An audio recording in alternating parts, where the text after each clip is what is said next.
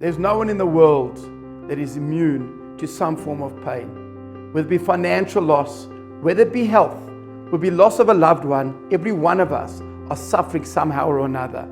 What we need to always remember, in that life of darkness, there's always hope, there's always light, there always will be positivity, and there definitely will be continuity.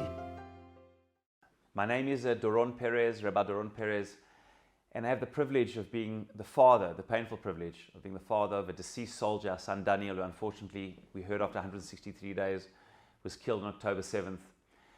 And this is the reality that we've had to deal with for almost a year now, such a painful reality. But one thing I've learned, that even from within the pain, even from within the difficulty, there's always a choice to be the best that we can be.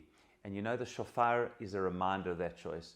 The shofar on the one hand is a voice of tears and crying. Shvarim tru'ah, Yom tru'ah, according to our sages, is a time of brokenness. We're broken. We come into the year and we're broken. And this year more than other years. We're broken because we don't live life always the way we should. And things aren't perfect in our world. And there's so much to rectify, and there's so much difficulty and so much pain. As often is the challenge of life, it's a package deal.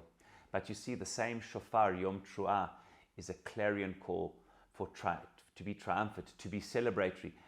Hariu Hashem, to sound the shofar, not only the broken sound. We never sound the broken sound of the Shvarim Tru'ah without starting with the clear clarion call of the Tekiyah and the triumphant call at the end of the Tekiyah. Life in the middle has got so much challenge, but it's punctuated from beginning to end by so much blessing. We live in God's world, and in God's world, as I always say, things are always okay even when they're not. And therefore, the clarion call of the shofar is to remind us, yes, there is pain, there is brokenness, there's crying, and there's tears of the shvarim and the tru'ah, but we're not alone in it.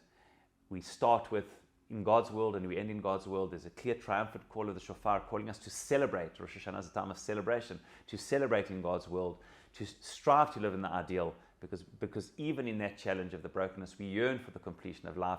We yearn to be in God's presence. And no matter how difficult and how painful it is, the shofar reminds us to take our pain and direct it for good causes and direct it to Hashem.